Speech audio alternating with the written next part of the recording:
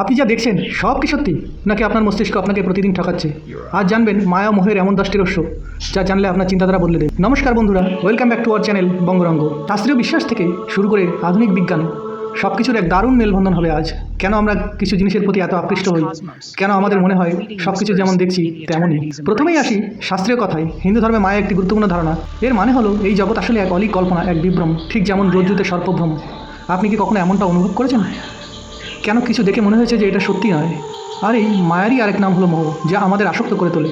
কেন আমরা টাকা, খ্যাতি বা সম্পর্কের প্রতি এত মোহগ্রস্ত হই? এবার আসি বিজ্ঞানের কথায়। বিজ্ঞানীরা বলেন আমাদের মস্তিষ্কে কিছু রাসায়নিক পদার্থ যেমন ডোপামিন আমাদের আনন্দের বা আসক্তির অনুভূতি তৈরি করে। যখন আমরা কোনো পছন্দের কাজ করি বা কিছু পাই, তখন ডোপামিন নিঃসৃত হয়, যা আমাদের আরও বেশি করে সেই কাজটি করতে উৎসাহিত করে। মজার না? অথচ এই ডোপামিনই আমাদের ভুল পথে চালিত করতে পারে, যেমন জুয়া খেলা বা অতিরিক্ত কেনাকাটার আসক্তি। এখানেও কি মায়া কাজ করছে না? অপটিক্যাল ইলিউশন বা দৃষ্টি বিভ্রম। আমরা যা দেখি তা সবসময় সত্য হয় না। আমাদের চোখ ও মস্তিষ্ক যেভাবে তথ্য প্রক্রিয়া করে তাতে অনেক সময় ভুল হয়, যেমন মরীচিকা। দূর থেকে জল দেখা গেলেও আসলে তা নেই। এটাই কি মায়ের এক বাস্তব উদাহরণ?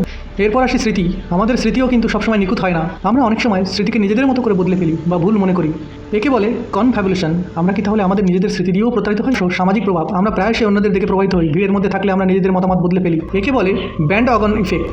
অষ্টমত, বিজ্ঞাপনের জগৎ। কীভাবে বিজ্ঞাপন আমাদের অবচেতন মনে প্রভাব ফেলে, আমাদের না চাওয়া জিনিসও কিনতে বাধ্য করে। এটাও এক ধরনের মায়া। নবম, আমাদের বিশ্বাস। অনেক সময় আমরা যা বিশ্বাস করতে চাই সেটাই সত্যি বলে মনে করি। একে বলে কনফার্মেশন বায়াস। এবং দশম, আমাদের আবেগ, ভয়, আনন্দ, দুঃখ। এই আবেগগুলোও অনেক সময় আমাদের যুক্তিবাদী চিন্তাভাবনাকে ঢেকে দেয়। আচ্ছা, আপনাদের জীবনে এমন কোনো ঘটনা ঘটেছে কি যেখানে মনে হয়েছে আপনি কোনো মায়া বা মোহে আটকে ছিলেন?